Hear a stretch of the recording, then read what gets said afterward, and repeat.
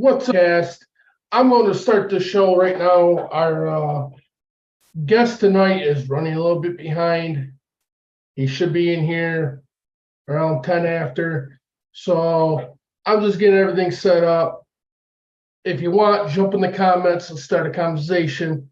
Kill some time. There's a couple things I want to talk about as well. So let's just kill some time until our guest gets here tonight. First off, how's everybody doing tonight? That's what I want to know.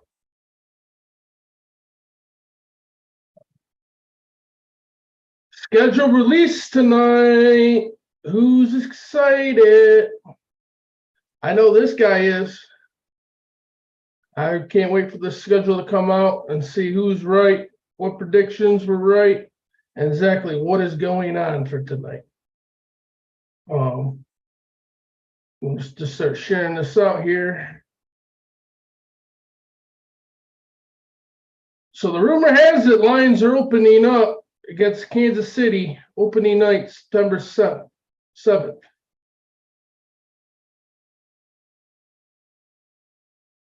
NFL is doing pretty good for Detroit. It's I'm kind of surprised if that comes true. I knew the Lions would get some primetime games out of this and all that. I knew we would get some primetime games, but if you told me the first game to open up the season, I would have probably told you you're full of it, man. So I'm digging the NFL finally giving Detroit some respect. I think it's a great test. I know I've seen a couple people talk on it and, listen to the radio sports talk. People not happy about it. And I'm like, this is what we live for, guys. I mean, I want to see the Lions have to play the best of the best and win the division. I don't want if it happens. You know what I'm saying? I don't want an easy schedule.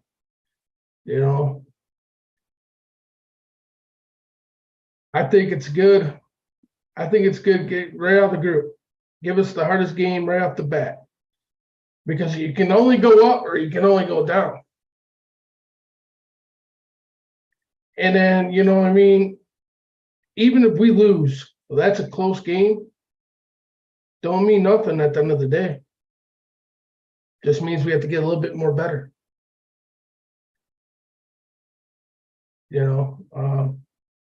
Everybody talk crap, last year when we had started out with Philadelphia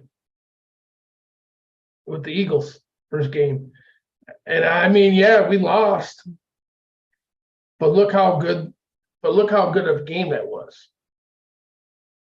I mean, we knew we had dogs on the team just from that week one. Yes, our week, might not have been our season might not have been good right after that. But you still knew we had dog in us. You know what I mean? It truly made who we are over the long haul, Also, I don't want to start calling pages out or anything that particular.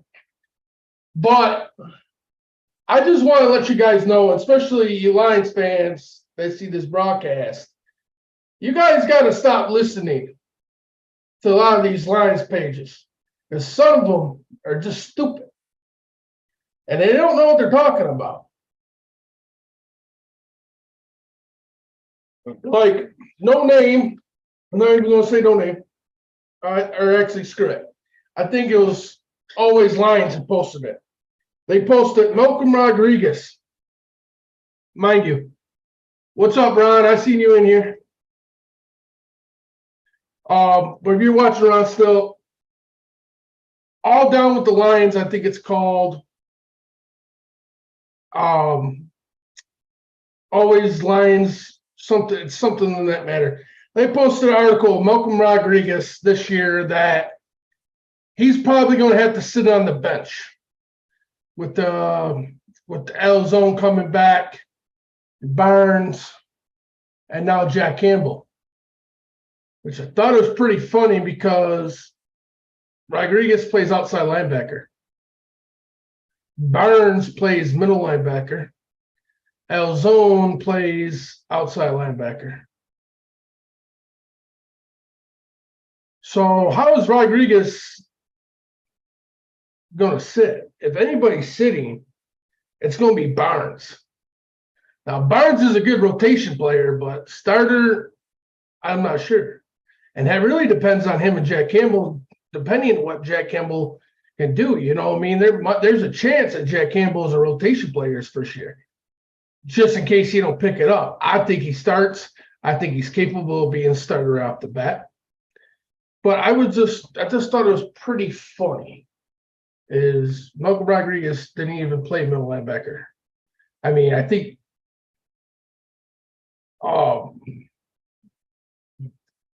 he can play middle, but he played outside.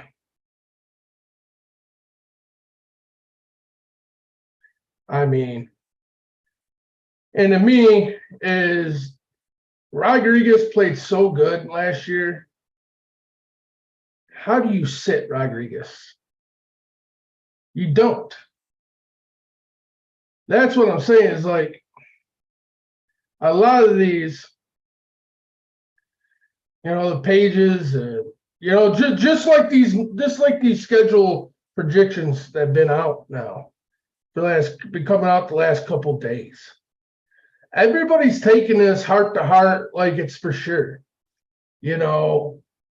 But even tonight, even though we think the Lions are going to play Sunday, I mean, with ESPN and every major news source talking about it, I'm pretty sure it's legit. But there's that chance, you guys, that that's not true. That's why they call it projections. You know, it's coming from a source. How many times do we hear about players that are going to sign with this team, and then it never happens? A lot of these groups, you know, like, and I'm just talking majority Lions fans. I'm not talking about other fan bases. It's just, I mean, these pages, they post something and you just read through the comments.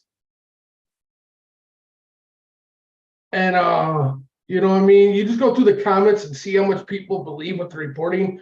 I mean, I've seen so many people talking about how Rodriguez, they're right, Rodriguez is not going to play. And I'm like, dude, this rookie won a starting job his first year and had a incredible year for a linebacker, for a rookie. In your right mind, you don't think he's going to play. I mean, just reading those comments literally made my head hurt of how much people, you know what I mean? And I'm not saying I'm the greatest at knowing football. I don't know everything. You know, sports talk is a lot of opinionated. You know what I mean? You think you have the graphs. You try to follow the way shit's going to make a prediction. You know, what's up, Robert? We got Robert in the house. Welcome to the show, buddy. Can you hear me?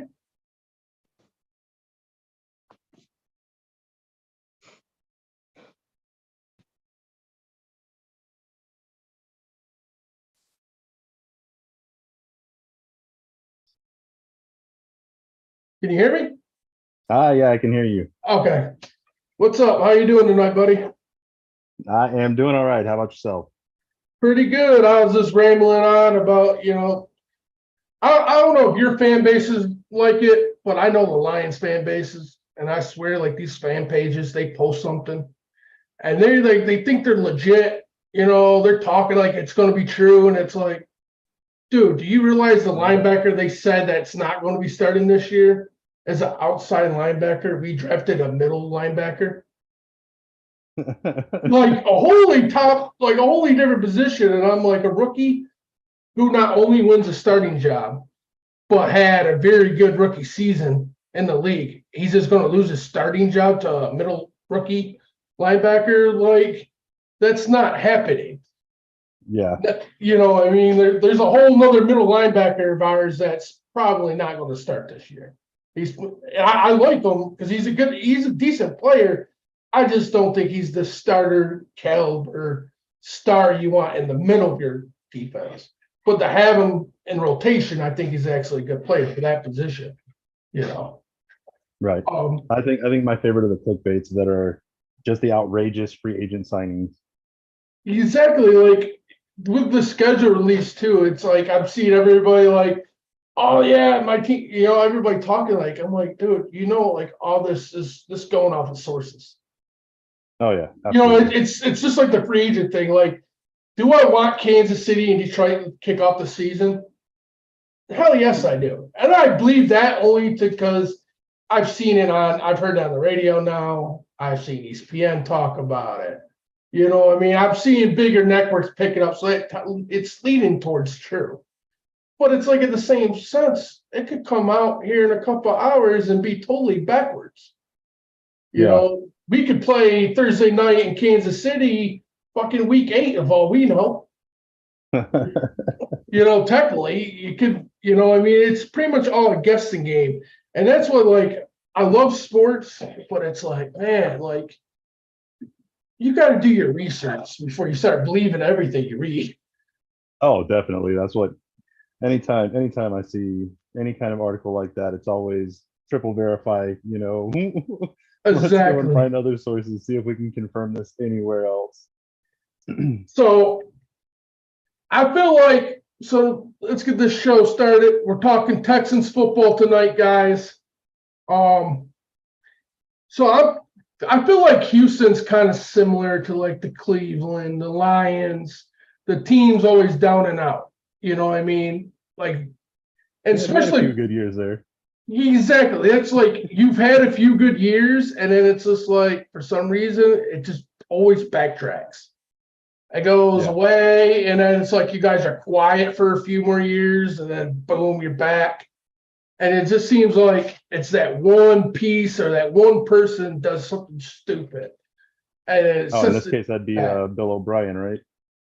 Yeah, I mean, I'm still like, and mind you, I'm still asking, like, how do you wake up in the morning and be like, hey, let's trade our best asset was wide receiver for like no apparent reason at all either.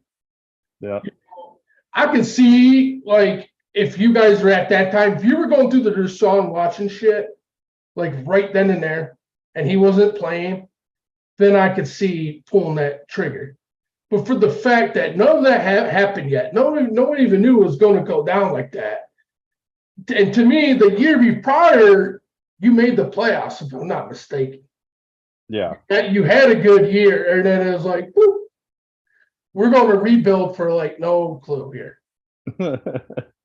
Yeah, I don't know, man. It was I think I can speak for all Texas fans when I can say that, we got rid of O'Brien first, but finally getting rid of Easterby in the front office is probably the other piece of that has finally set everything free.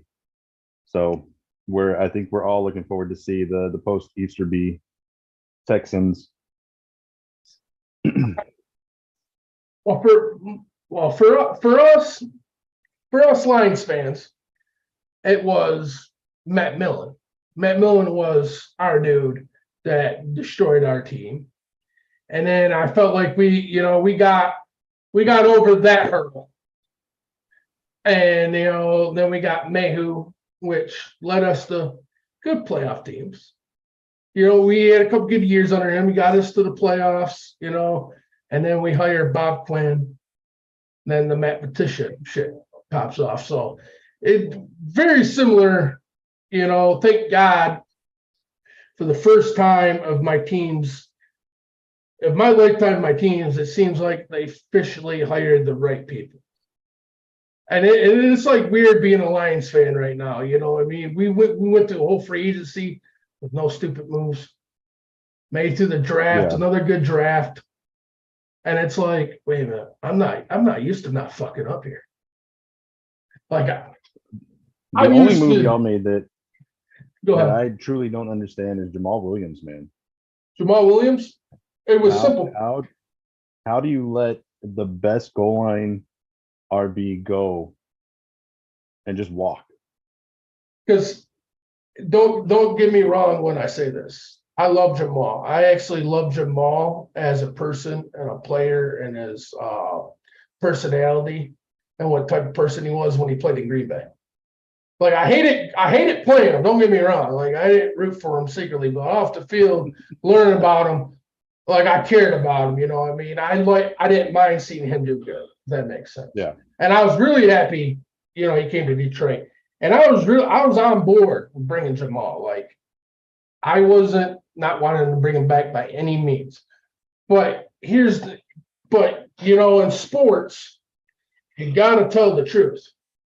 And my thing is, he wanted that big contract that Detroit is not giving out to anybody at this point. Right. They've proven that they're giving fair deals. You're either going to take the money or you're going to go somewhere else because they're not going to overpay. And that's what Jamal wanted. He wanted that big payday, which makes sense. He's been in the league for a while and had his first 1,000-yard, you know, 17 rushing TDs. So it was a career year. Of course, he's trying to cash in. Oh yeah. But in the reality of it, all those touchdowns came at the 1-yard line. Yeah. That is. Like anybody could have done it. And I'm not taking anything away from him. But if you get a big enough back at the 1-yard line and just pound the ball to them, they got better odds. They're going to break the plane at some point. You know what I mean? Not maybe every play, not every time, you know what I mean? But most of the time. So the Lions, the funny thing is the Lions gave Jamal a deadline. And they actually offered him the same contract, very similar contract that they offered Montgomery. And his agent turned it down and said he could get more money. Well, Detroit at that point was like, all right, you went after over your deadline.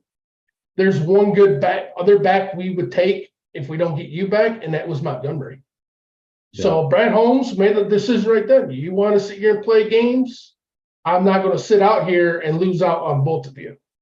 One of you are coming here. And he called Montgomery, in which Montgomery is actually a better back than Jamal. I don't think by much. But what I like about Montgomery is he can do, I think, a lot more than Jamal can. Jamal's a more north-south tough runner. Oh, yeah. Montgomery brings in, he can either beat you on a cut or he can run you over or he can catch the ball in the backfield. And he's fast and he's faster. So to me, it was kind of like that. You know, the Lions wanted Jamal, but, you know, Jamal was playing hard for that money. And he lost out because he got less money with the Saints. Yeah, he did. And so I think he was a little salty about it in his press conference down there. And it's like, dude, man, you should have took the deal. You knew that, you know, they made it clear to you they weren't offering you more money. You knew it was your only shot. Yeah. And that's just but at the same time, I'm happy to see the Lions make a move like that, if that makes sense. Because I'm used to the Lions, majority of my life is overpaying everybody. You know, I remember when we signed Dre Bly from the Rams after he won Super Bowl down there, you know, the greatest show. I mean, yeah, you know, Dre Bly was a still good player at then, but he was like 35 years old and we overpaid him by a margin. And we might have lost him. He should be back. Give him a minute.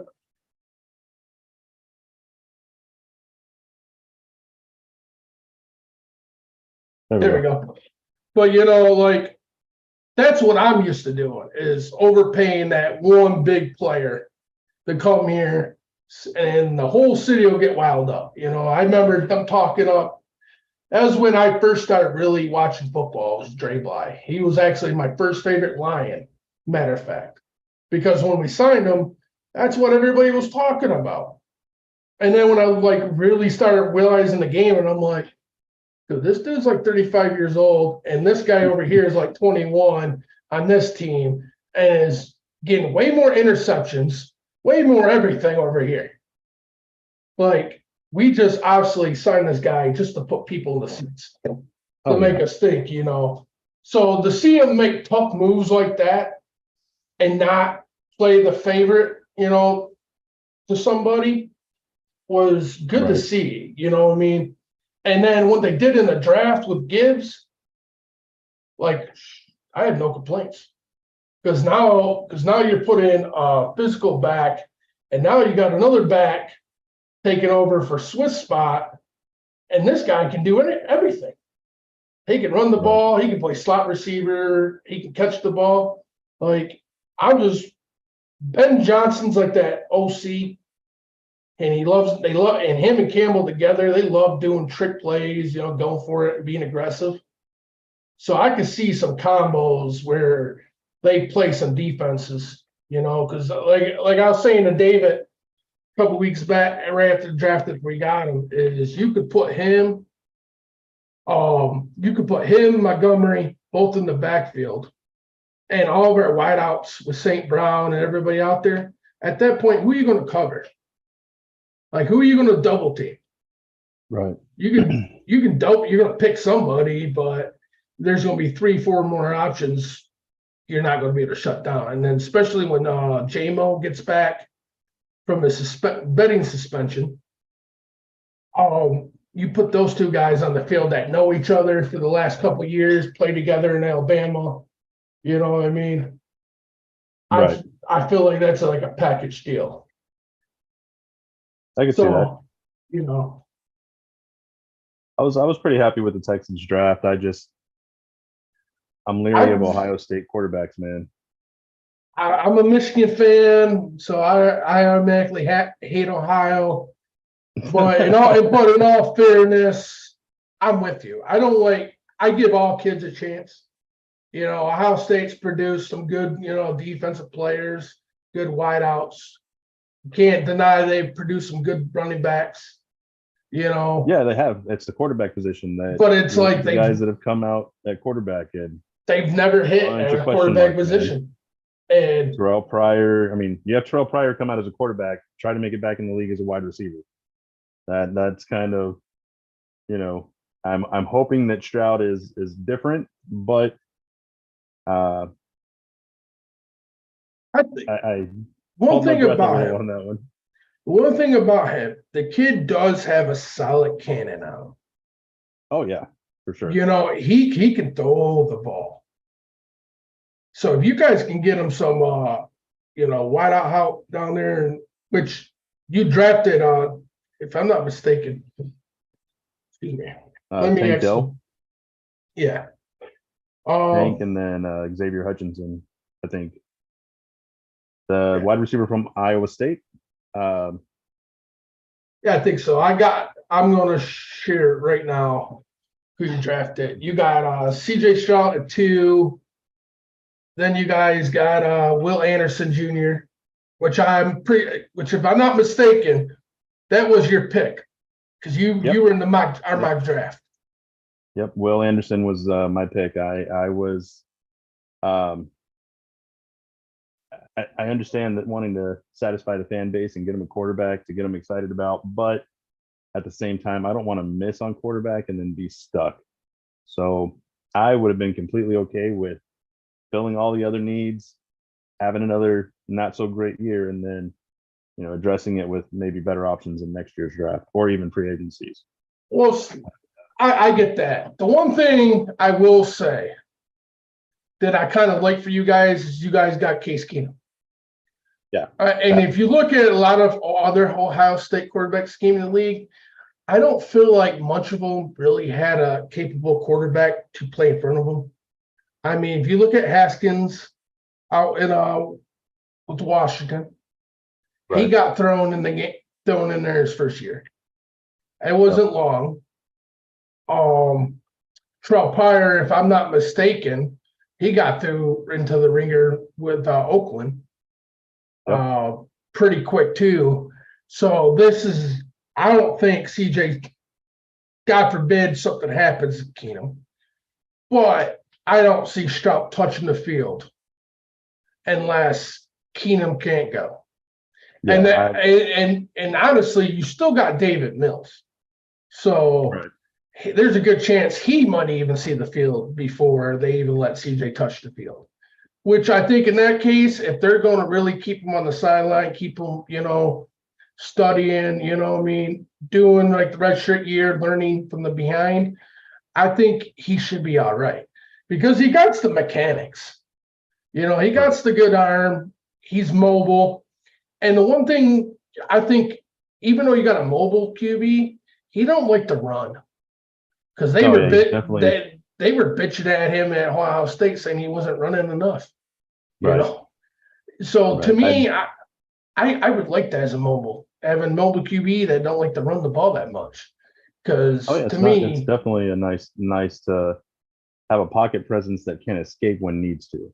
Exactly. And to me, that's like the mobile QB you want. That's like a Russell Wilson. I think, people saying Russell Wilson's trash. I don't think he's really trash. I just think, their head coach last year wasn't a head coach. He's coached a lot in this league and just now made it to head coach, and you've seen why. Offensive coordinator wise, the dude can win, the dude can win games. Put him in head coach. It showed. I think Russell Wilson's going to be back to Russell Wilson, doing Russell Wilson things this year. I'm not going to say Denver's going to, look the hell out for Denver or nothing, but I think it's going to be a lot more stable play. And I like Russell Wilson. He was one of the most mobile QBs I like personally because of the ability he would stay in the pocket and he would throw the ball first. And then if he had to run, he would run. Sometimes he would just stay in the pocket and run circles and get free and still launch a 60-yard bomb, And to me, that's if I want a mobile QB, that's what I want. I don't want a Lamar Jackson. I'm good. Right. I don't even want a Deshaun Watson, honestly, when he played for you guys. Don't get me wrong. I'm not saying he's shit. And just look at the time you actually had some really good teams in the playoffs. So one time they had to drive him on a plane or drive him on a bus to a away game because his ribs were so messed up that it was like unsafe for his lungs or whatever it was to be in a plane. I remember that. I mean, it's like, I don't want a QB like that. I don't want a QB where I can watch him kick ass for 4 weeks, and then week 5 he got 6 broken ribs because he's trying to run over a linebacker. Yeah. You know what I mean? But that's just me. Like I'm not, them guys I'll never take their talent. Their talent for them guys to be able to do that on the field is amazing to watch. It's just, I don't want to be my team. I don't want to lose my QB because you know how it goes. You know what I mean? Like let's just put it this way. If you ain't the 49ers, chances are you ain't making the playoffs if your starter goes down. I only why I bring that up is because, like, for the last few years, the 49ers, every year for them, they've had QB problems and injuries throughout the whole team. And it just seems like they always find their way. Yeah. And to me, that's just luck. But no, your draft right here on the board, it's pretty solid. You got Nathan Dell as a wide receiver. He got some speed too. And Xavier reminds Hutchinson. me a bit of Will Fuller, the way that Will Fuller would stretch the field to open it up for everybody else, that kind of speed. It's nice to have, I can tell you that much. Exactly. So you guys had a solid draft. There's nothing on this board that I'm not even your fan of your team, and I couldn't even bitch about this. And especially to start the draft off at number 2, you go QB. Like, You had me like, I don't know if you tuned into our live coverage of the draft that No, night. so actually, draft night, my son plays high school basketball here, and on draft night was his basketball banquet. So we actually, I missed I missed all of the Texans picks with them moving up to 3. Um, but I didn't get done there until like pick 16. And by that time the Texans were done, I was kind of bummed. So I was like, all right, forget it. I'm not gonna worry about it. Yeah, because I'm not gonna lie, when you guys picked CJ, I was so happy, dude. I was like, hell yeah, Will Anderson's still on the board. We're at 6. Saying it live, and all of a sudden I hear Trey comes in. Texans back at 3, and I looked. My cousin was on with us, and I looked at him, and I was like, "Dude, here goes Will Anderson." And sure enough, Will Anderson. I'm like, "You son of a guns!" Like you guys had me so pumped up that we were going to get a legit chance. And Well, D'Amico wanted a new version of himself. yeah, So I mean, that's what he gets from Alabama. I mean, he's not playing the same linebacker position that D'Amico played, but you're getting pretty close to what D'Amico was coming out of Alabama in Will Anderson. we got David in the comments tonight. He said,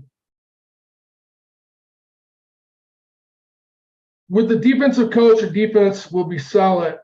The really good running backs they have on that team, I think CJ Stroud, Case Keenum can manage their way to 7 wins. I don't disagree with that, David. I could see that. And Case Keenum still has the Minneapolis Miracle,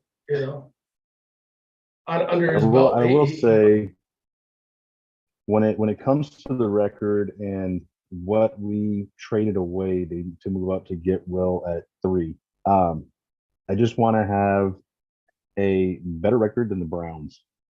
If we can get a better record than the Browns, that way our pick is less valuable than the one we still have from the Browns. I'll feel like that trade for this year's draft was well worth it. Yeah. No, you guys definitely made some moves. Also, I do have let me get to it. I do have who you all signed in free agency as well. Give me just a second. Okay.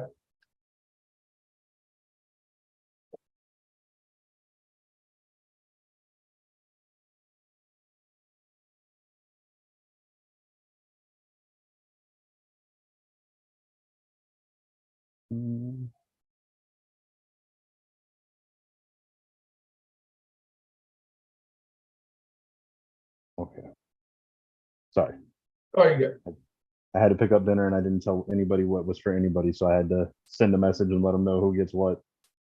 Oh, you're fine. Totally understand. So here we go. You guys. So you guys obviously signed Case Keenum, Devin Singletary, which I was actually really surprised that he chose to go to Houston. No, because he comes from Buffalo. You've been making the playoffs, having legit chances at a Super Bowl, to go to a team like the Houston Texans right now in a rebuild on the second year of it. To me, I was really surprised because I was like, you would think this guy would be trying to stay with the winner, but you know what I mean? I think that's huge for you guys. Yeah, absolutely. I think that's the D'Amico effect, though. I think players are excited to play for D'Amico. That is true. I think it helped. And especially, go ahead. Sorry, I didn't mean to cut you off. No, I was just gonna say I'm curious to see what we end up with at wide receiver this year between Tank. Nico Collins has been good. I just don't think he's a legitimate 1 or 2 for us. But you have Robert Woods, you have Michi coming back. Nobody knows what Michi's going to be because he's not played yet with his treatment and everything last season. So very, very interested to see what we actually have at wide receiver with those guys. Yeah. I think Robert Woods I feel like he's going to be a big player for you guys. I know he didn't do too much in Tennessee, but I think that was just Tennessee coaching. Yeah. I think he's going to have a chip on his shoulder coming. And also, you guys dealt stealing Dalton Schultz from the Cowboys.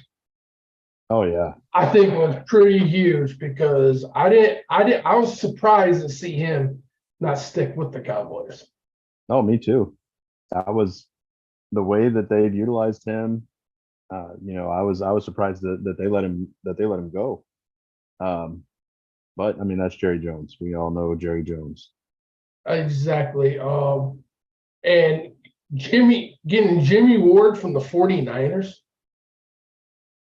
that's a huge signing on the defensive side of the ball.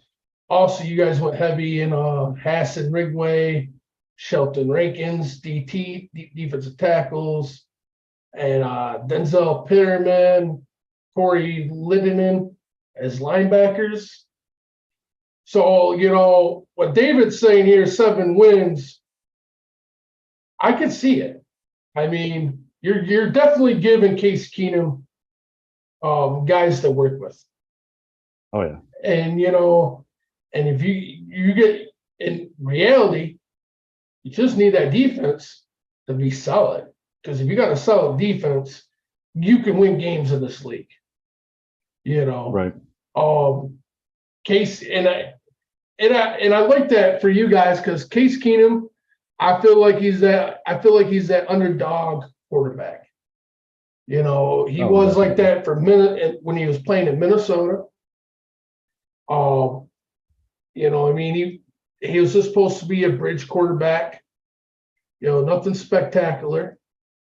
And I mean, he's managed to produce there. He's had a couple good stints with Washington as well, I believe.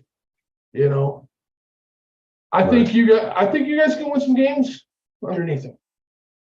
Yeah, I think it's possible. So Um, go ahead. Go ahead. I had another question for you. Are you from Texas? Yeah, I was actually so you notice I'm repping the Astros.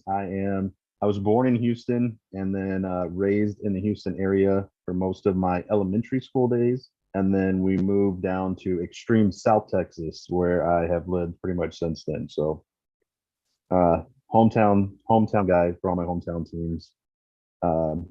Across the board, Rockets, Astros, Texans. The only outlier is A&M, which isn't in Houston, but close enough. Yeah. So what city do you actually live in now? Like what state? I'm in Harlingen, Texas. Okay. How far is that is outside of Houston? Oh, it's like 6 hours, man. Oh, 6 hours. Texas is a big state, buddy. No, I know. I've actually been to every part of your state, to be honest. I used to drive a truck for almost 10 years. So I've been down to Laredo. I've been north, south, cross, New San Antonio, Houston, all of it. If you've been to Brownsville, we're like 30 minutes north of Brownsville, right down in the very southern tip of Texas. Yeah, I think I've been in that way. A few times. Texas is like one of those like unique states. I believe, if you've never been to Texas, it's at least good to go to Texas at least one time. I think.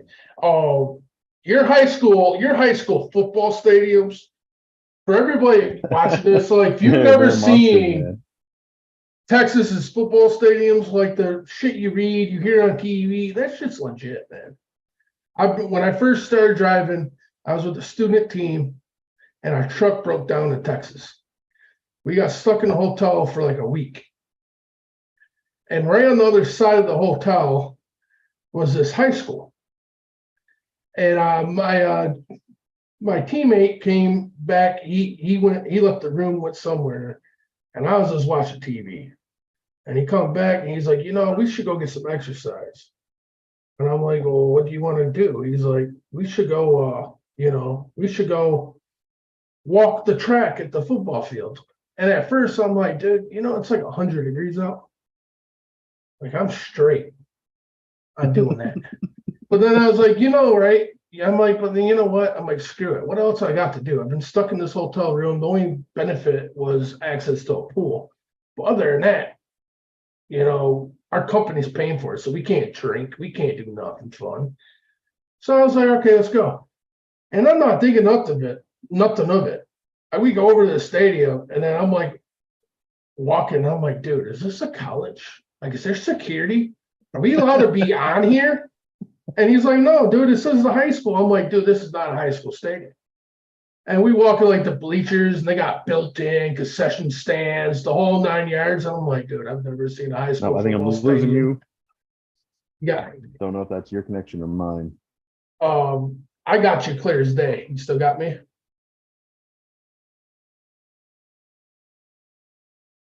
You might have lost him.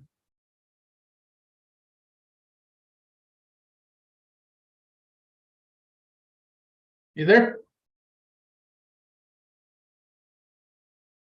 He's gonna have. If you can hear me, you're gonna have to jump back out, come back in. That might be your connection on your end, because mine's working perfect over here.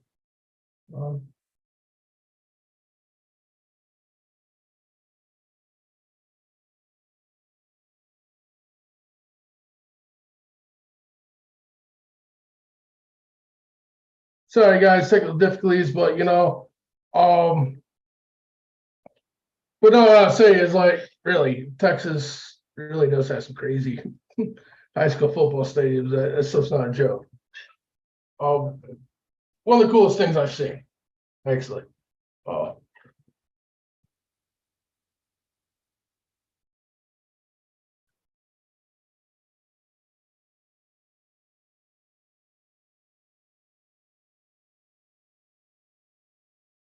Still in here, Ron? Give him a minute, pop.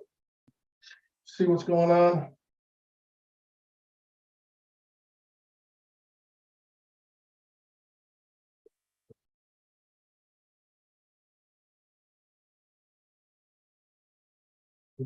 Waiting for Robert to come back. We lost connection. I'm not sure if he's restarting his phone or whatnot.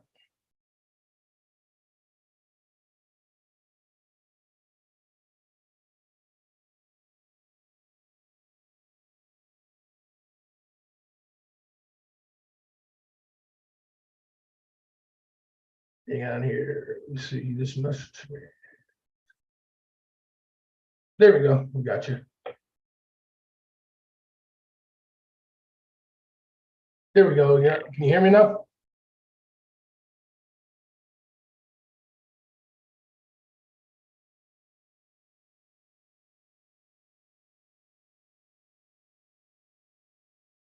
Did you just freeze?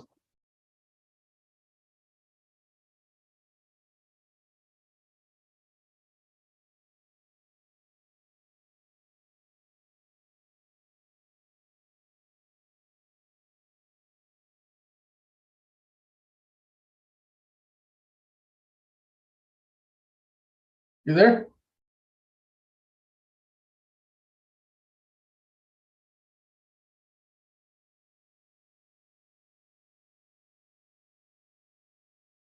Did we just lose him again?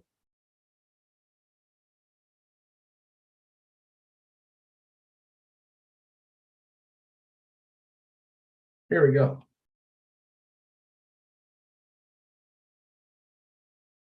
Third time the charm. I can hear you now. All right. All right, we're back. So that's pretty cool. I did really enjoy that, seeing that stadium, because I was just like, man, if I could have played here in high school, I would have loved this. Because I think I think on the side of the stadium it said it could hold like over 12,000, 15,000 people or something. And I'm like, 15,000 people really come to the freaking high school football? I remember if you got like 200 people where I lived to come to your game, your team was popping. You know, oh, the like 15,000 people. Shit, that's crazy. But so how long? So you've been a fan your whole life. So you're basically like me. Like all my teams are Michigan teams. I don't root for no Yeah. really So out of state. the only time I went out of state was when we were betrayed by the Oilers when they were sold and moved to Tennessee. I could not in good conscience support a team that left us. So I jumped on the Denver bandwagon for a few years, and then once the Texans were announced as the expansion team, it was Texan fan from day one of the organization. So Yeah, because see, I always forget about that because the Texans have been around for it's starting to become a long time at this point. Not like super long, but you know, I mean, you guys have been around for way over 20 years now, I believe. 2002, I think, was the first year, if I'm not Yeah, mistaken. so it was 20 years. 21 years this year. Yeah, 21 years So this year. So, you know, um, I do forget about that. Warren Moon, Houston Oilers. And it probably kind of annoys you when they like show flashbacks when you're watching like Tennessee play and they're showing flashbacks for the Houston of Oilers. Does Houston. that get like Yeah. underneath your skin a little bit? Yeah. It's like you guys had nothing to do with Tennessee then. Why are we showing these highlights? So yeah, I definitely those should be Yeah, associated with Houston, in my opinion, not the Titans. that is true. Well, I kind of get it because it's like it's still that same team at one point in time. It would hard to be, it would hard to use that footage for the Texans. You know what I mean? Oh yeah, Yeah, because absolutely. they have no relation at all. Um, Yeah. Now I'm not gonna lie, I was really surprised that Houston didn't make a move at Derek Carr at all. Were you? Uh, not really, not really. I just thought Um, since they had his brother, and technically I think Derek's the better quarterback out of the brother. You I don't know, know, man. I honestly think I think we ruined David Carr. I think playing for us when he did with no line just mentally messed him up beyond repair at quarterback. Um, I mean, if you go back and look at David Carr's play when he wasn't on his ass, he was not bad at all. yeah, Problem is, he just spent a lot of time on his ass. yeah. No, I mean you guys actually had some decent teams back then too. With him. Yeah, I think there was a year. Didn't you guys start out like 6-0 with him one year? I think you yeah. guys fell. I think you guys fell apart That towards was the end. that was with Schaub though. That was with Oh, Schaub. that was with That Shove. was It was when after. yeah, they did the whole Letterman jersey or the Letterman jackets, and then Yeah. immediately after the Letterman jackets, it just the season was not the same after that. Oh, hey, that's one thing as a football fan for me. I don't know if you're like that. Like, I don't get if my team's on the hot. Don't get me wrong. I love to talk about it. I'm appreciative, but I'm not one of them fans that like want to brag too much or bring too much attention. If that makes Oh, sense. I'm more absolutely. like, I'm more like, shut the fuck up. Let them play football. Stop talking the stupid nonsense. Because Yep. I mean, I still remember the year before we went 0-16. And that in the year before, the Lions went 6-0 that year. Looking like they had a chance in the division, chance to go to the playoffs with Kitna. And then we finished like 7-9. The year we go 0-16, we go 4-0 preseason, and not one Lions fan was shut up. Oh yeah, this is our year. We're undefeated. We're gonna go all the way. And we go 0-16. I'm like, yeah. Okay. That was our year. You guys all now feel pretty stupid, for talking all this nonsense. And to me, it's like, I don't know, it's like when a fan base starts talking on it, the media eventually picks up on it, and then your team's in that center focus. And to Yeah. me, that's when like now the players, to me, that's when the players are starting to get disturbed. because now the media, all the shit, now they're every time they go online, they're seeing these articles, this, and that. And, and if your team's not really good, like it's showing on paper, and they don't have that maturity to them yet, Oh yeah. that's enough to get in that locker room and fuck the whole season up. Oh, absolutely. Um, Absolutely. that's why, like, when you see these teams, like, when Brady and the Patriots went undefeated, like, it's kind of crazy. You almost have to really give credit to them and enjoy that we actually seen it happen. Because to me, that's one of the hardest things to do with football. And if I'm not mistaken, only two teams did it. Miami and the Patriots. Well, Miami, the difference between Miami and New England is Miami won the Super Bowl that year. Yeah. The Patriots didn't finish completely undefeated. No. Which, I mean, the Giants were the team that came the closest to doing it in the regular season, and then did it for real in the Super Bowl against them. So yeah, I never bet on New England to win a Super Bowl again after those two Super Bowls with the Giants. I'll tell you that. The first one I bet because I'm like, yeah, Tom will win this one. Second one I bet because I'm like, Tom's pissed off. He's for sure going to win this one. And then he lost both of them. I'm like, I'm done. I didn't bet on Tom Brady to win another Super Bowl until betting became allowed, and until he played with the Tampa. Tampa. And I had to put money on it because it was funny. Is because we were all in the back of the Renegades, all my people that helped me run it, and we were like on a video chat, and we were just kind of like talking about how Brady went to Tampa, and I was like, "Well, Brady's the GOAT. He's gonna get 8. He's gonna get 7. He's gonna, or no, he already had 7. He was gonna get 8." And wait a minute, does Brady have 7 or 8 Super Bowls? I'm not a fan of Brady, so I don't keep up. I know he's won too many. Oh, that's been the only person him and Charles Woodson and other Michigan alumni players that I've rooted for. So I am a Brady fan, but that's just because of Michigan. Yeah. No, in every sport you have those players that you hate but you respect at the same time, So do I hate on Brady? Every chance I get, but only because he's so good, Yeah, he only has 7. That's it. Yeah. Okay. But it was funny because we were all in the back, like in a video chat, and I was like, Brady's the GOAT. He's gonna win 7.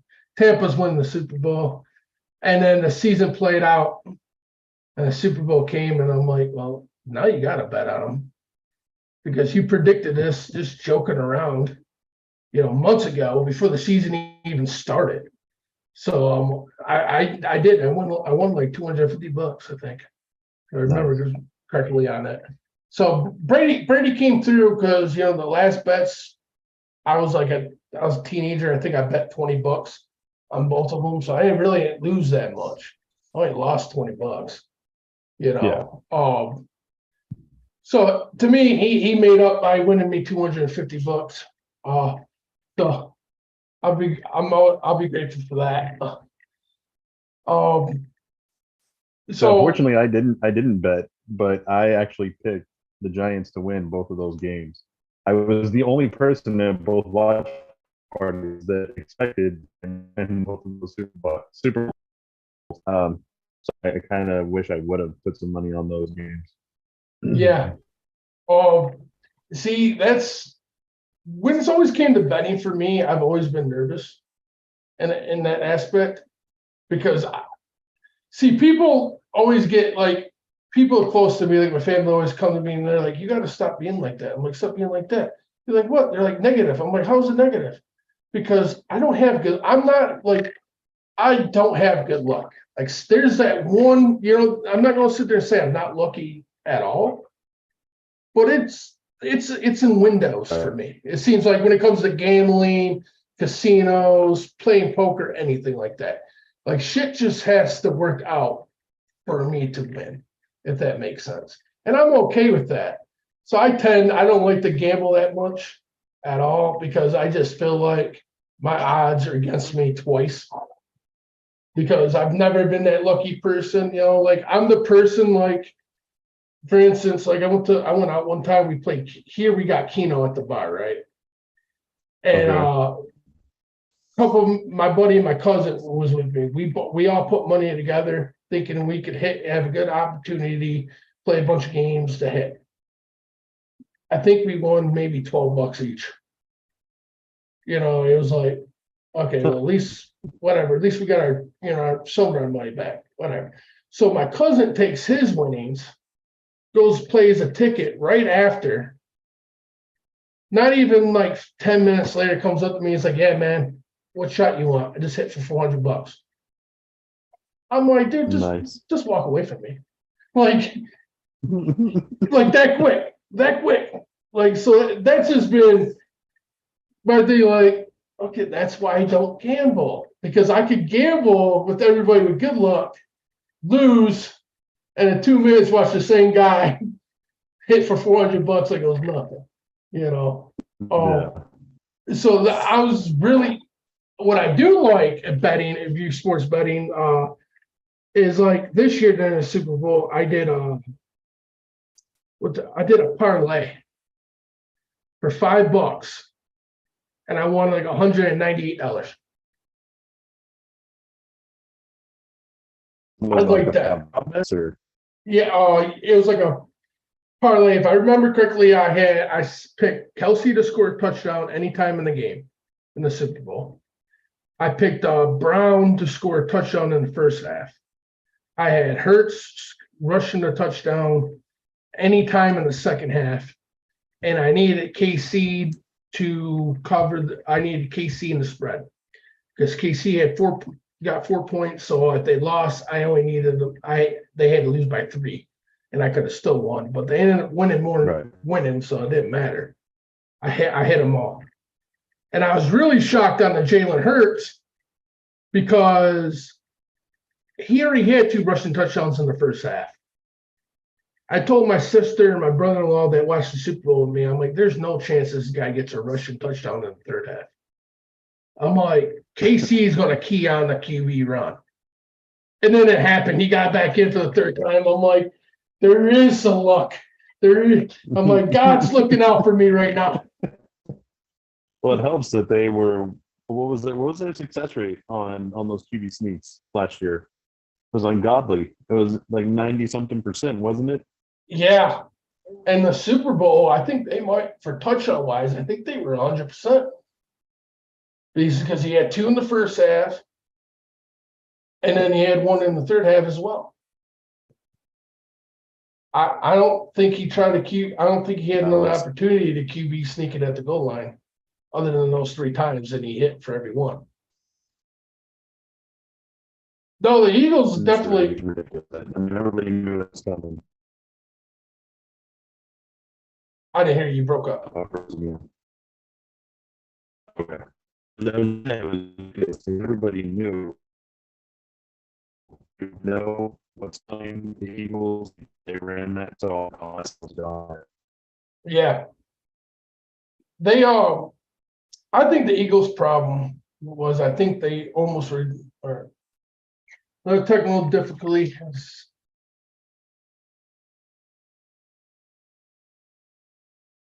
See, it comes back. Here we go. We got him again.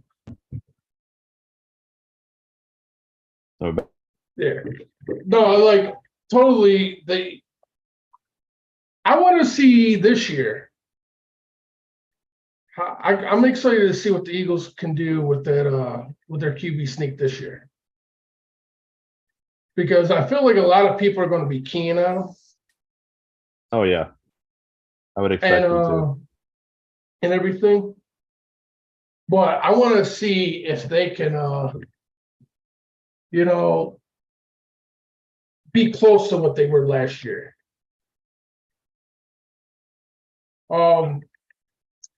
So what's the bit? So let's get back on to Houston. What's the biggest thing you're looking for out of your team this year? Like, what's the biggest thing that you want to see? I can tell you what I'm most excited to see, and that is I don't know if you watched much of the Texans last year, but if you watched the safety Jalen Petrie, Yeah, I'm looking forward to seeing him with Jimmy Ward and what D'Amico's able to do with him, man. Because last year he was all over the place. He was not just making tackles; he was putting the lumber on people, yeah. laying some big hits on people. So I'm excited to see what the defensive secondary looks like under D'Amico. I do expect the front seven to be much improved in his defensive scheme with the guys that they brought in and just his approach on that side of the ball. On offense, I think it's going to come down to the line. You know, we've got Tunsil still. We got Jack Mason signed 3 years. Kenyon Green is long, especially chain. So if that line can get it together with Damian Pierce and Devin Singletary in the backfield, that should do wonders for Stroud and the receivers. So we'll see. I do think if we get good production out of the draft, then I think 7 to 8 wins is entirely possible this year. That's one thing I'm looking for out of Singletary is, you know, I feel like for a running back, he wasn't used much in Buffalo. Not like he should have been. And I want to see the real Singletary, if that makes sense. I want to see the real running back. I want to see him actually get touches with the team and actually be, you know, focused upon in the offensive scheme. I don't know if it'll be a big focus with Pierce, just because the year that Pierce had last year. Yeah. It'll be interesting.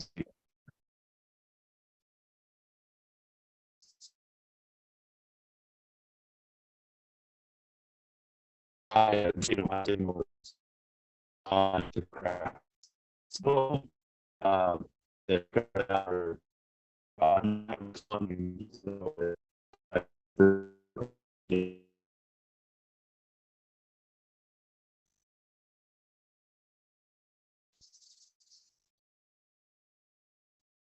Yeah. Singletary, I mean, he don't have to be your like starter, but I would just like I just want to see, you know what I mean, what he can do when he gets the right. chances. Because, you know, I've always wondered that from Buffalo. Like, I'm like, the Singletary kid's supposed to be pretty good when they drafted him.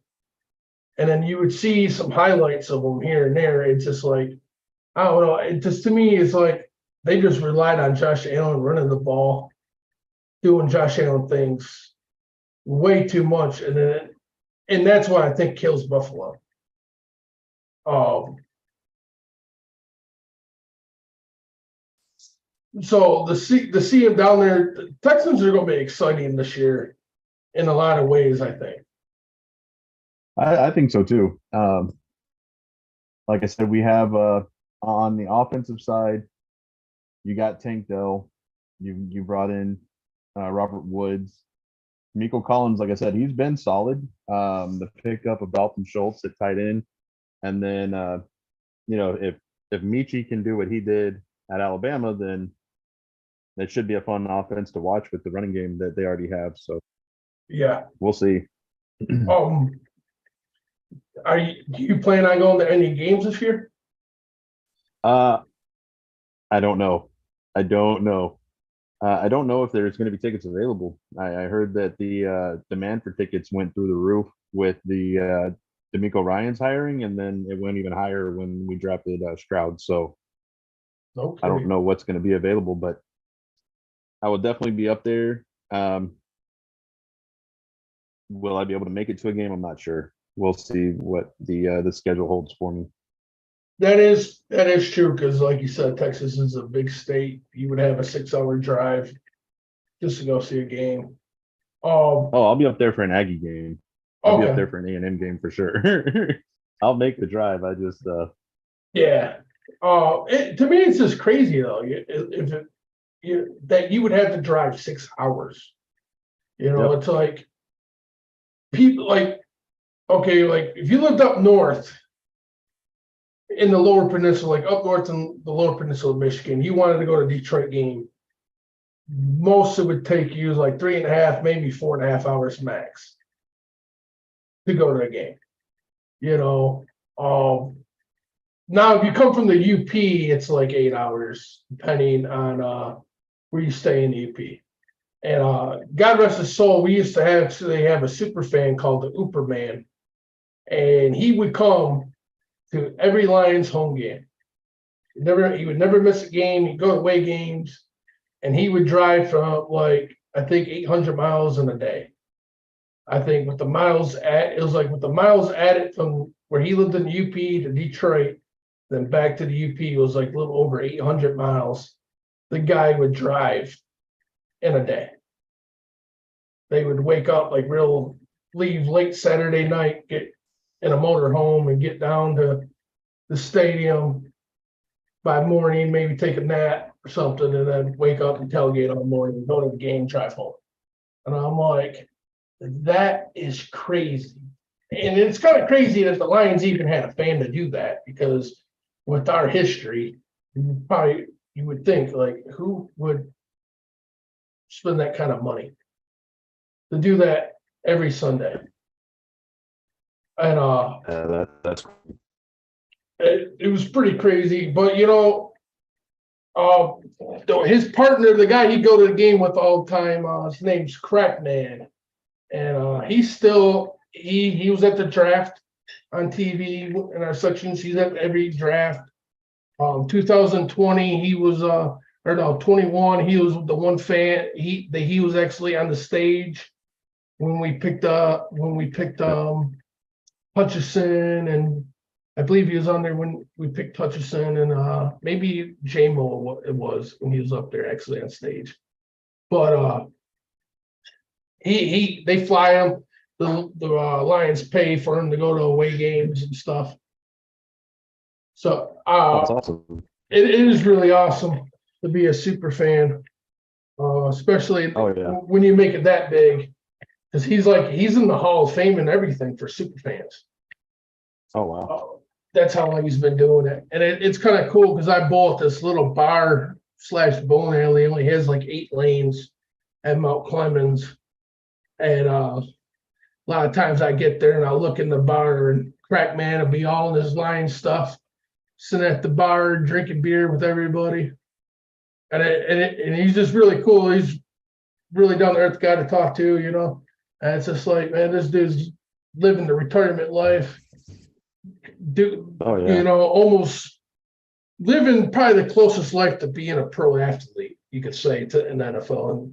And I mean, it's obviously not the same thing, but when you're getting paid trips to go watch a Lions game in Chicago or Green Bay, I mean, can you really complain about that? That's pretty close if you ask me. Hey, if the Lions, you want to sponsor this broadcast and send me, some tickets to away games, I'm all for it.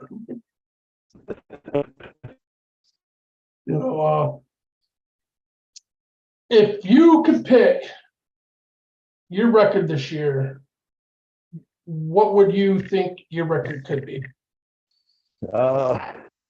Legitimately, I could see 7 to 8 wins. 7 to 8 wins? Yep. I believe that is entirely possible. Now your division. I'd say 6 is probably the lowest I would expect. Okay, this might be a little crazy. Your division is pretty weak this year, I would say right now. Yeah, that's the one plus of being in the AFC South right now. Jacksonville I would say the clear winner of the South right now. But do you think there's any part of this team that could either finish second or maybe even challenge the Jags? I think it's going to depend on that. Is going to depend entirely on CJ and receivers. If we get a good passing game going, I believe D'Amico is going to lock down that defense with the pieces that we got, not just the draft, but in free agency and there. So the defense I expect vast improvement from over last year, and then you know, run game is we just need that quarterback play to match it. Exactly. That's like more talking to you and thinking about it, actually realizing where the Texans are at right now.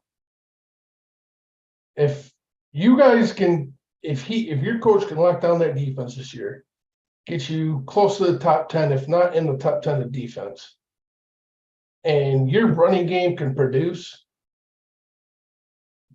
that would tremendously help Case Keenum be a quarterback, to be even a better quarterback than what he really is. Because I feel like that's kind of what he had in Minnesota that year. He had a good run game, he had a good defense, and then with everything else, it just allowed him to go out there and make plays, you know. And to me, when you give a quarterback those weapons, that protection on both sides, and he could trust the defense to go out there because he screwed up, that's huge when you're trying to bridge a quarterback for a rookie to eventually take over.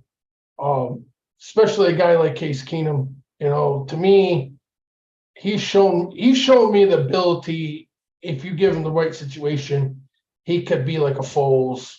And, maybe, and if he had opportunity, I think he could win a Super Bowl as a starter quarterback in the right opportunity.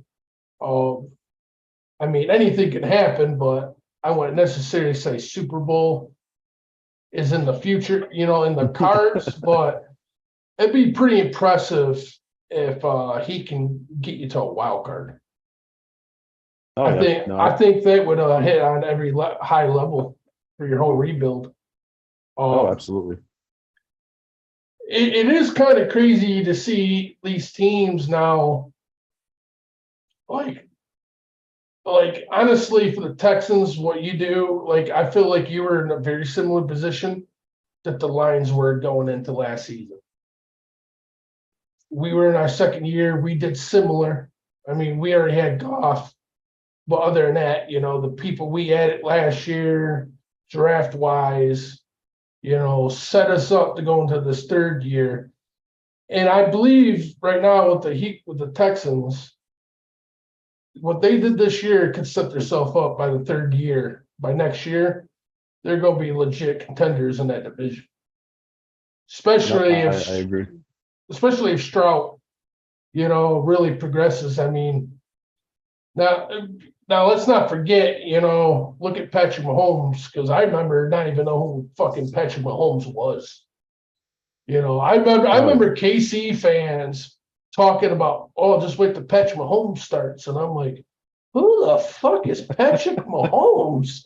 Because, Patrick Mahomes wasn't for that year, that was a weird draft. That was the Trubisky draft. That's when the Bears took Trubisky. And they could have had Mahomes the whole time. And I felt like that year was like another year. It wasn't a real QB draft that year.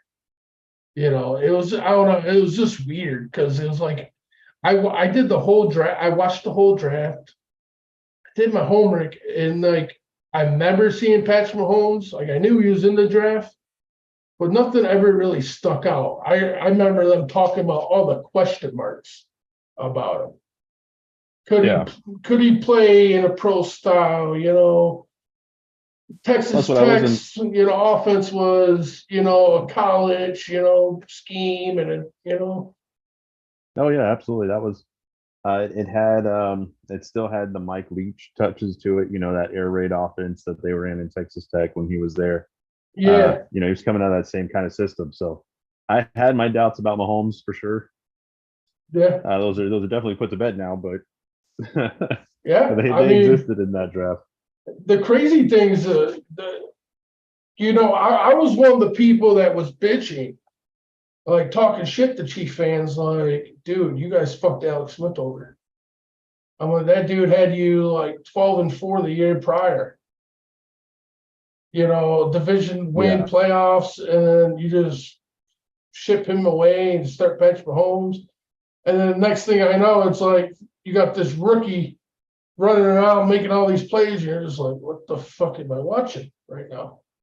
Like, what is this? And now it's like crazy is because, I feel like the NFL's chase to find another quarterback like Brady. And we went almost over like 20 something years with it never happening. Like, don't get me wrong, you had your Ben Roethlisberger get his 2. You had Eli get his 2. I mean, you had those other big name quarterbacks winning and producing championships as well. But it was like nothing on the Brady level. Like, none of those guys could maintain it and win multiple and keep it going. Right. And now it's like, here you are, Mahomes, 2 Super Bowls in 5 years now? Somewhere in that mark. Yep. And it's like More appearances, Yeah. they've lost. So they've been to 3-2, and they're 2-1 in Super Bowls. And the only Yeah. Super Bowl they lost was to the GOAT itself, which I think is ironic. Because I actually predicted that too. The same time I said Brady was going to when he went to the Bucks. When I told my friends, like, hey, Brady's going to win the Super Bowl this year. The Bucks book it, the rating, because I'm like, I don't know. It was just like my gut. The rating was on the wall to me. That was my prediction, and I'm like, Kansas City's going to make it to the Super Bowl too, and that's going to put the bed to the rest. That Patrick Mahomes won't beat Brady, but real talk, Patrick Mahomes is still young enough to actually beat Brady's records, championship wise, and everything. Still, it'll be hard to do because Kansas would have to keep all the teams together, make that run. That's what New England did so well. It's one of those players to plug in.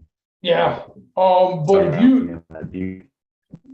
But if you watch what KC did last year with money problems and this year off season, they're putting the blueprints to everything. Like, I feel like the Lions are following their blueprints with the cap and the money wise, because they haven't really overpaid anybody. The only person they really paid a lot of money to is Patrick Mahomes and Kelsey. Other than that, everybody else has been on short-term deals. And then when they want too much money, they just let them go and they just draft a new one, draft somebody else. And I believe like that's what this new style of football is coming to, with the cap and all these players making more money. It's you can only pay 1 to 2, maybe 3, maybe total of 5 to 10 players big amount of money on your team. Right. I mean, and they got to be young. They have to be solid keys to that team for a long time. And then the rest, you just have to, plug and play to make it in this league because the cap's too tough. And I believe that's what the Lions are doing the same thing. I mean, you asked me about Jamal earlier, beginning of the show. Right. That was a KC move. KC would have been like, see you later, bud. They just did it to Juju. I thought for sure Juju was going to go back to KC.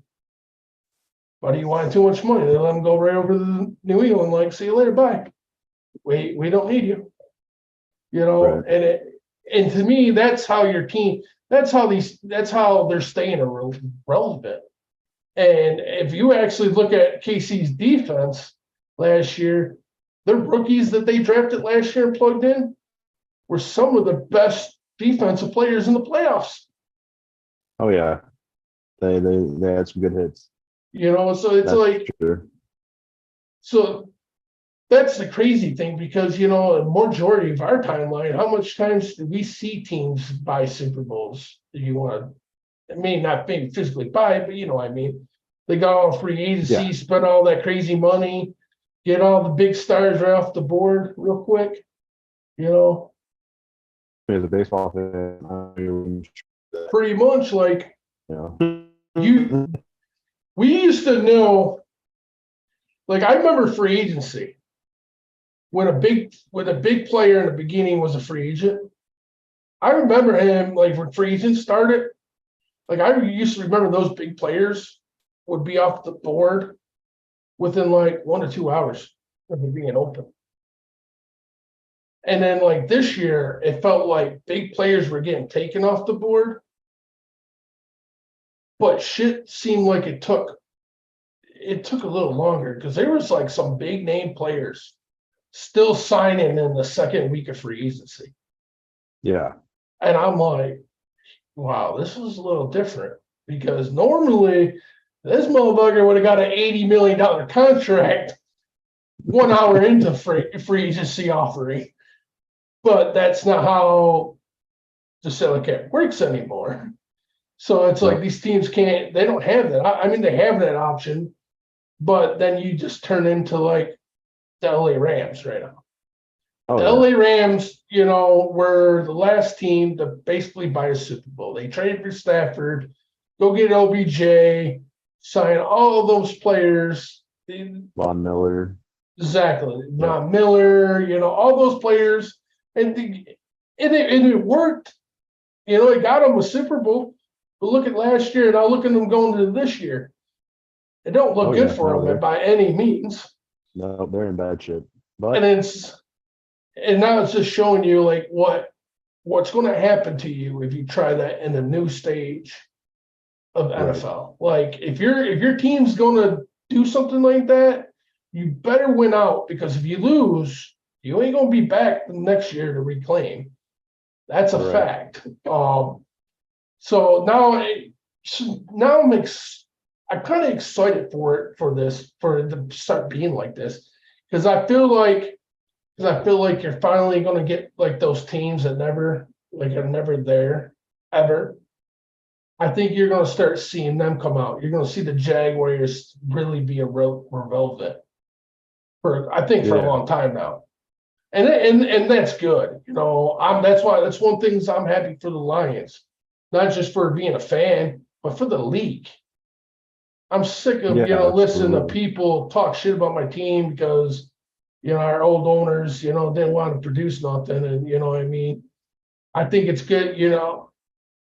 I think it's good for teams like the Texans, especially the teams that don't have the big spotlight. You know what I mean?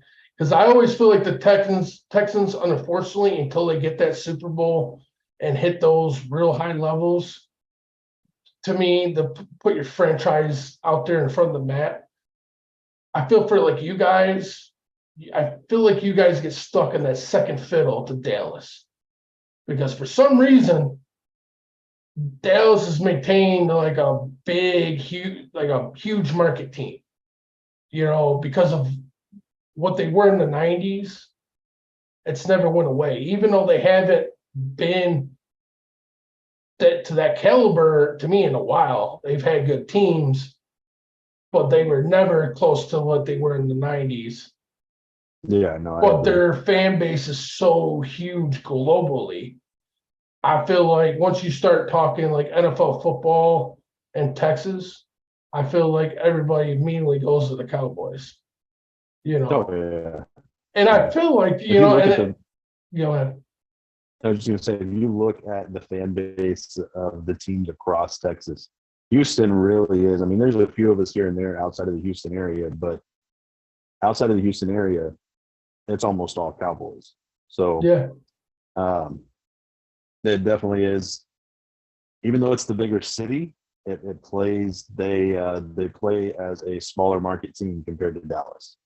Yeah, and that's like the crazy thing. So I feel for you guys because I feel like that back in the day with money wise, what contracts you were going to get in, like when these teams are just signed, like back in how I was talking like how free agency used to work before the strict rules, like these players getting signed to big contracts. I feel like they always hurt like Detroit. Even though Detroit is a big market team. It's weird. Yeah. We are, but I don't feel like I don't think we were really treated like that, like we were though. That makes sense. because I think because our history of being so bad, I think we've played second fiddle majority of my life. Like we were a smaller base team because not a lot of players were like, yeah, let's go to the Lions. You know what I mean? And I feel like there was a lot with like the Jags, Houston. I would even throw Vegas Raiders in there as well. Even though the Raiders do have a big, larger market, but I feel like how bad their team's been. Because it's like the Raiders is like 1 minute they're good, the next minute they're trash. There's no in between. They're either good or trash. You know. And so I just feel like when it comes to signing those big superstars, and back in the day, like it was hard to get those superstars. Like if you were going to get those superstars, we had to draft them. Like if we didn't draft Kelvin Johnson, I don't think Kelvin Johnson would have ever played for the Lions. Like, man, Megatron was one guy.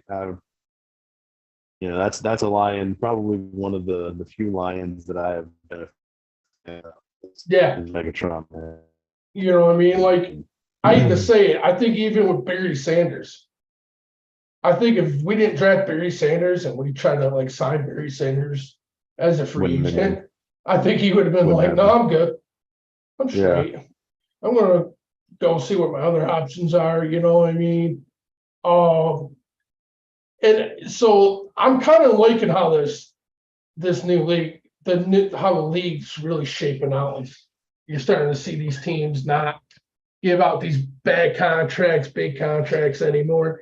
And I feel like that's leaving it, the teams like the Jags, Houston, that has a shitload of cap room. I mean, and I think it's going to make football like better, like even hockey,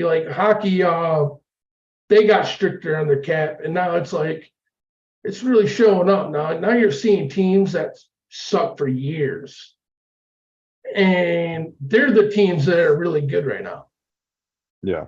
And the teams that were dominant for years, some of those teams like the Red Wings, they're rebuilding because you can't just go pay players money.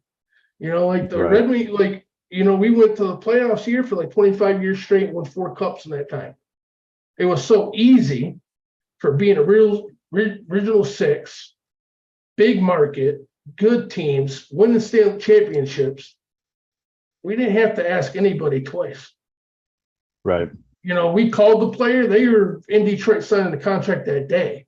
Nowadays, it's different because it's like, oh, you want $10 million? Yeah, we're not doing that. I think baseball is the last real holdout comes to that aspect of it. Because you look at teams like, look at what the Mets just did this offseason with all the money that they spent, and the Rangers as well. Mm-hmm. But the perennials are, the Yankees spending a ton, the Dodgers spending a ton. And it's just, that does make it hard to compete, and that's one. I think seeing the same change there will do a lot of good for baseball fans, but we'll see what happens. Yeah, if baseball would do that, I would love baseball to do that, bro. And it's not even like trying to like dig down at baseball by any means. It's just like, I don't know, it bothers me when I watch football or I watch hockey and I see players putting their body through hell. They're getting livid. And then I turn on baseball and I'm watching this dude make $250 million a year to hit a ball, maybe run fast a couple times to catch a ball, but majority of times it's a lot of pop-ups and jogging and walk. And it, they look healthy, they look flexible, they're laughing in the dugout. And I'm like, you make that to do this, but this dude's out here playing with a fractured foot, 6 broken ribs, and he's only making 15 million a year. Like, how is that even comparable? Like, That's one thing that the global market does for you, I reckon, because baseball globally is definitely oh, the for bigger sure, sport. So for sure, because you got that. What is fun for baseball is the history. yeah, Oh, in the history of the game, even though I feel like right now they're fucking with it tremendously. And the only why I feel like they're messing with the game now, like the pitching clock and all that, is they're trying to make like games go faster because they're losing people. But I really don't think that's the issue.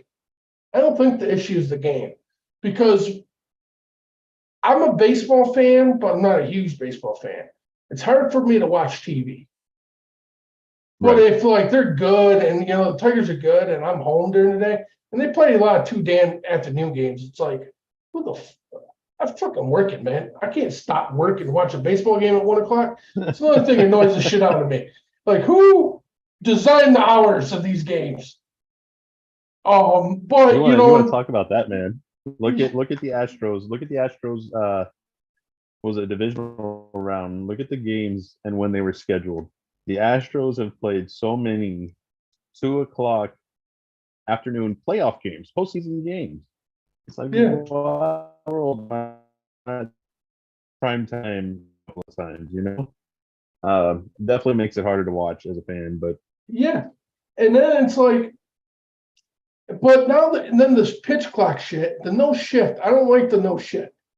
Because to me, it's like, all right, how the fuck are you supposed to play defense now? You're taking strategy out of the game here. Like, I get you're trying to speed the game up to get more people involved in the sport.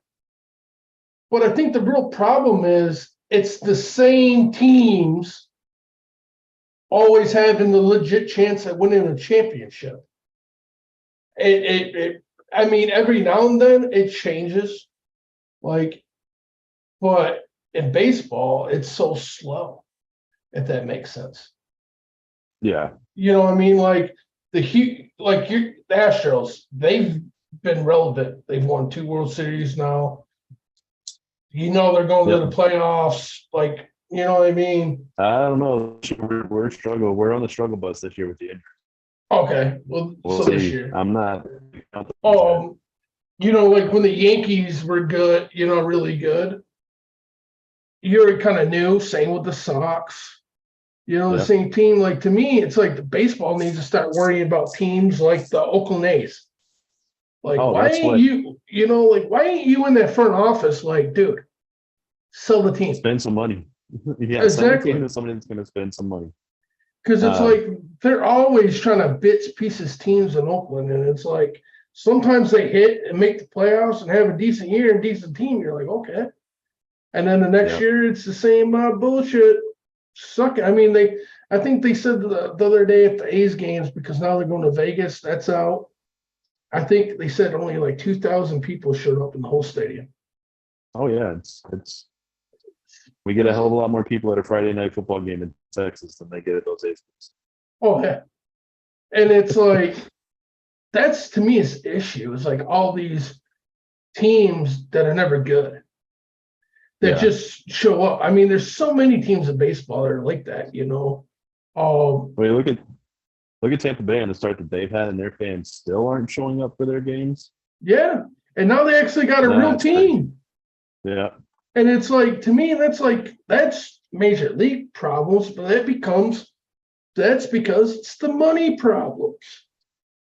Because all these other owners can afford to pay $500 million to one guy.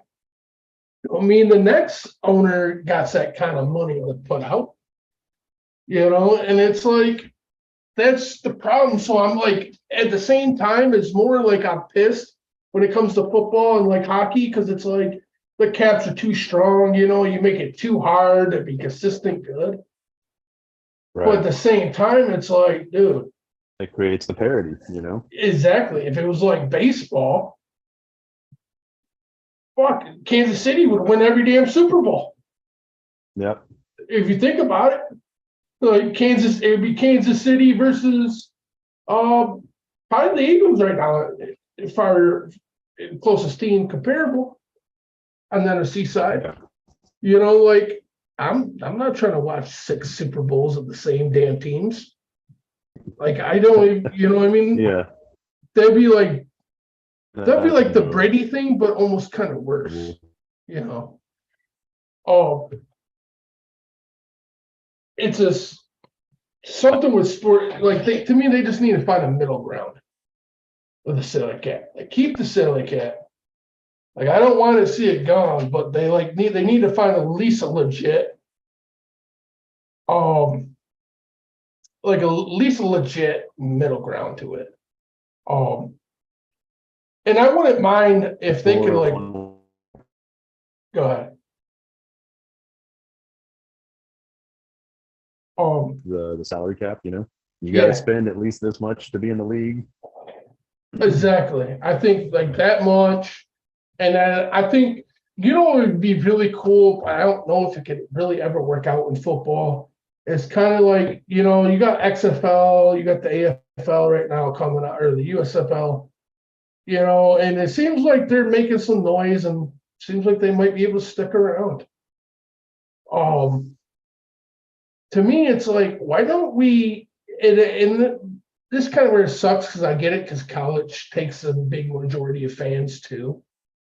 Right. So I understand that too, but it almost sucks that you can't have like these teams play at the same time as the NFL. Like, could you think about that? Like the Texans had their own affiliated XFL or USFL team. Oh yeah, where like the NBA's done with the G League. Like NBA with the G League, NHL with the AHL League. Like if the Texans, say your running back goes down, but you got a hot prospect, on your affiliate team, you could call me, hey, I need him in Houston Sunday. Right. Need him to practice. And it don't cost you a thing. You know what I mean? It don't hurt your money. It don't hurt the cap. It don't hurt nothing. It just when your running back comes back off for injured reserve or, healthy, that player has to go, one of the players have to go to the affiliated team, Yep. No, I think that would be that would be huge for the NFL. Yeah. I think it would also, I think it would be huge for like a lot of these undrafted free agents. Some of them. Well, that's. Go ahead. It takes some of the pressure off of hitting with, some of the guys need the time to develop before they really are at the level that they're going to end up being at in the NFL. I think we see a lot of guys. And it kind of sucks that had they gotten sitting down to. Yeah. I'm sorry. It kind of sucks because I was gonna say it's like what kind of sucks about is I feel like the NFL is fucked up. And to me is when the NFL heard these leagues coming out, the first thing the NFL should have done was made sure got a contract. Just think about it. Even if you couldn't play at the same time, that kind of makes sense because you got college, you got NFL. Both of those schedules are literally days apart. You know what I mean? So it kind of makes sense where it's hard to pull off. But my thing is, if you signed a contract to be affiliated, like every team could still have their own team, and at the end of the season, their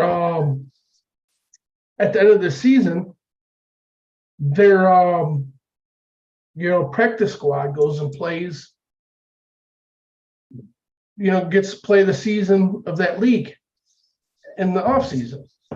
So like your practice squad could actually get real game time in a league, and they could have done something like that too. Because to me, that would be awesome. But now I feel like it's way too late because now you got players under contract, players that didn't make the NFL are over there playing, now it kind of sucks. If they did sign that contract and then they find out they're all losing their job again for NFL signed players, even if it is practice squad, but I was thinking of that too. Like you could you would have to probably bunch a couple practice squads up to make a full team. But as long as they're just playing that season, and then at the end of the season they go back to the rightful NFL teams, I wouldn't see a problem with it. I would see actually like a lot of progress. It gives the practice squad players to make a decent amount of money, decent living playing the sport they love. Also, for like you said, for like we all think them players that you draft 6th, 7th round that don't make the pro roster to stay on your practice squad, you might find some diamonds in the rough that just needed a little bit more development. Absolutely. So now it kind of sucks because it still sucks because to me it's like they missed not once but they missed twice on 2 different leagues. And now and it's go ahead. it baffles me that they don't see the opportunity there to turn it into a farm system like the other leagues have done with minor leagues. It's just, it makes too much sense to me for them not to do it, even if it's off season, even if it's not at the same time. And that's what they should still do. And that's what I'm thinking is eventually I think we're about to see NFL Europe become a thing. again. Yeah. But this time, instead of doing it like a separate league over there, like another opportunity to send practice squads to be players of those teams and Right. use it as a farm system, which would be very smart. Roger Oh, yeah. Goodell actually said in an interview that he thinks that there could be NFL expansion teams that actually play in Europe and play in the real league.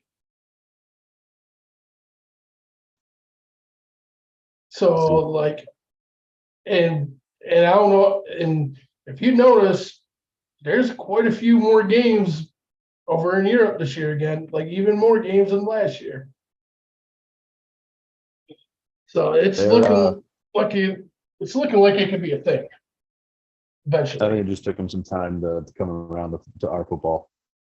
Yeah, it's really catching over there. It's just, to me, it's like I don't really want to see NFL teams in Europe though, because I mean, it could work, but like, for instance, how he said it would have to work is like if they came over here and they had back-to-back away games, then they would just fly to the next city, link up, rent basically a field that they can practice on and Right. get ready for the next week.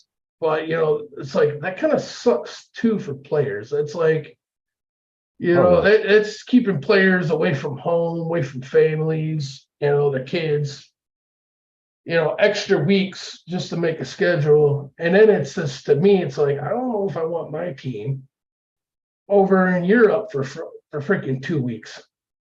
And then eventually have to fly back to Detroit to play a game back here. Like that's a lot. Oh, absolutely. But I mean, it's doable. But yeah, it is. But I think it would be better as its own separate league because of the travel.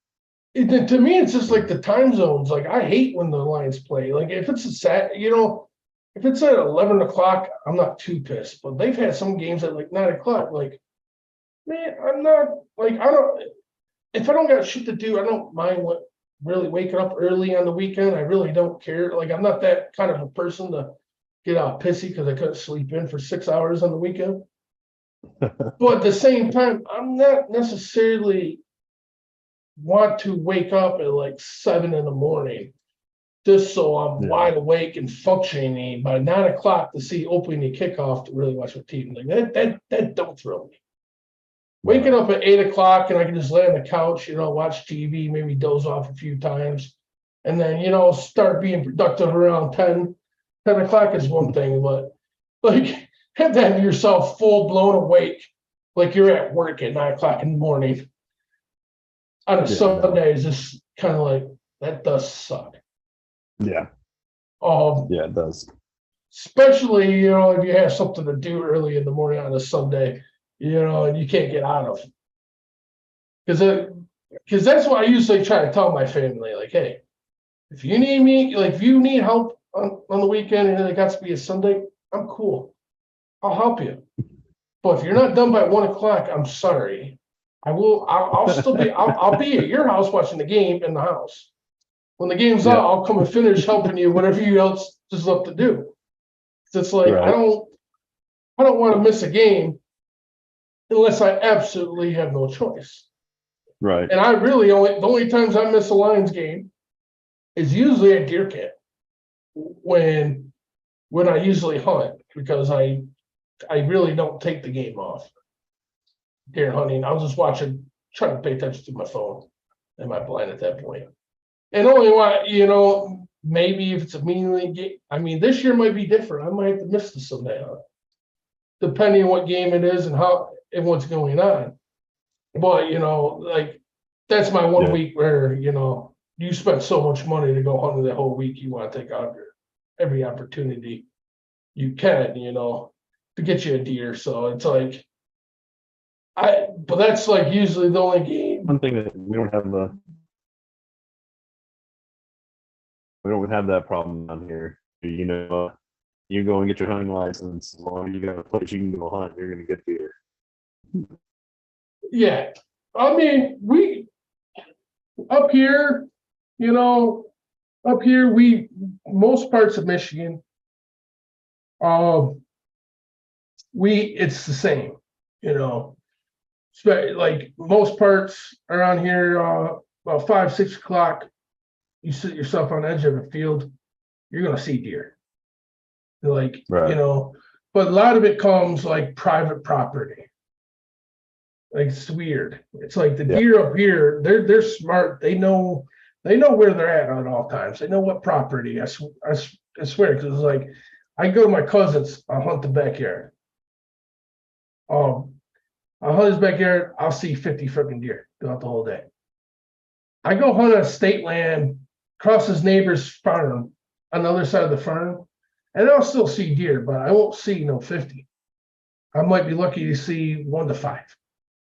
Yeah. And it's like, this makes no sense. The only thing separating this property is a farm field, which they Right. eat.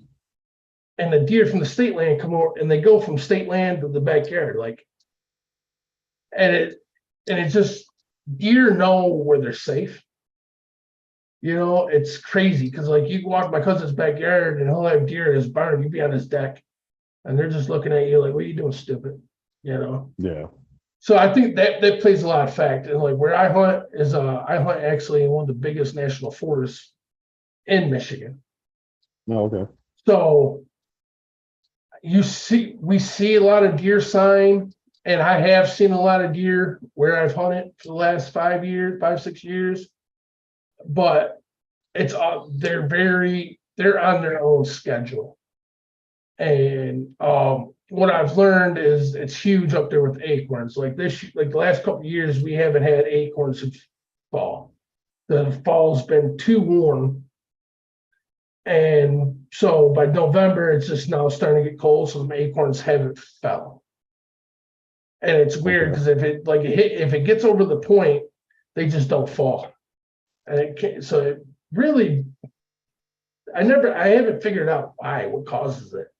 So like the last 2 years, I was all right, even though we didn't have fresh acorns, because all the excess acorns that been around for previous years on the ground, they were still coming in there. But this year when I was there, I didn't notice no acorns at all. And I didn't see none at all either. And this year was the first year in 5 years, I've been hunting the same spot that I seen 0 deer all week. Not even a peep. And I was like, they're not existent. Also, it could have been a big reason of the 22 inches of snow we got all week. Because this year was a bitch. It snowed every day for 4 days straight. Nonstop. That's one thing we don't ever see here. So, we call it my best friend who went with us. He was the only one to get a deer on his last day, and then him and my dad, they walked over 3 miles tracking that deer, and snow past your knee, because that's how deep it was. I don't even know how they managed to walk the 3 miles. Yeah, that's insane. Well, Mhm. I do have to call it. I've got to get my kids in bed. I feel you Um, there. but I appreciate you having me on to talk football, Oh, no along problem. with But the other subjects. yeah, we covered about a little everything tonight. Even some Yeah, hunters. So if you're some deer hunters, we had a little section about that. So uh, we'll definitely have you on during the season. We'll touch base with you and when you see where your team's at that point. I definitely enjoyed having you on it. It was a good show. Glad to talk to you. I always love talking to new people. So especially I haven't really talked yeah, to too many Texan fans either. So that this has been a nice change of pace, we're out there. I feel you, bud. All right, man. You have a good night, buddy. I appreciate you. You do the same. Will do. All right, guys. The 4th and Goal. That's our show tonight. Remember, Sunday, we're not doing a show. We're taking Sunday off for Mother's Day. I know I got personal plans with my mom Sunday evening. So to all your mothers out there, happy early Mother's Day. Enjoy it. Have a good one. And I'm pretty sure me and David will do a show during the next week. Kind of a little touch base. Also next week, I will have another show, probably Thursday, with another guest. I thank you for tuning in. It was a good show. Unfortunately, Robert had a couple, technical difficulties on his end. Kind of happens when sometimes some of these people live in, the country and they might not have the best signal at all times. But I appreciate you. If you haven't liked and follow us on 4th and Goal, please do. Also got some new things coming in the works for shows. I might even come and join and do some game streaming of playing Madden, just hanging out with you guys, talking and communicating with you guys through chat. If some of you guys are interested in that, if anybody just, if you guys play online Madden, hit my DM, let me know what your PlayStation name is. And then maybe, if I stream, we can play one-on-one live, stuff like that. Definitely season's coming. I'm just working on stuff behind the scenes to get a couple more things out. Me and David, we'll always have the Sunday Spectacular show. And then during the week, I'm always going to interview people. But I might put like another episode with some more people, stuff like that. So another thing, if you're interested on being the show and talk about your team, I want to talk to many people as I can about the whole league. So it don't matter who you're a fan of. Even if you're a fan of a team in the North, hit my DM. Let me know. I might have to put you on like at the back burner a little bit for that instance, just because I've talked to a lot of people from the North. So I want to reach out to like the AFC, NFC West, West Coast, South, all 32 teams here. So if you're a person that might want to be on the broadcast, sit down, talk about your team, hit my DM. We'll communicate. We'll set a time, date, and everything, and we'll do a show. I want this broadcast to be legit one, even if it ever becomes a legit and where, it turns into a business, I don't want to make it like anything on the TV or anything like that. I want to keep it real fans with real passion, real shit. You know what I mean? Other than that, for everybody that shows up every week and watches our broadcast, I appreciate you guys. Everybody, all you guys, have a good night. And we'll see you Monday or Tuesday. Pay attention for the banner. I will definitely put a banner and share when the makeup show is for Sunday. I appreciate you guys. And for all your mothers, once again, have a happy early Mother's Day. And we'll see you next week at the 4th&Goal broadcast. If you haven't liked us on Facebook, please do. All right, good night, guys.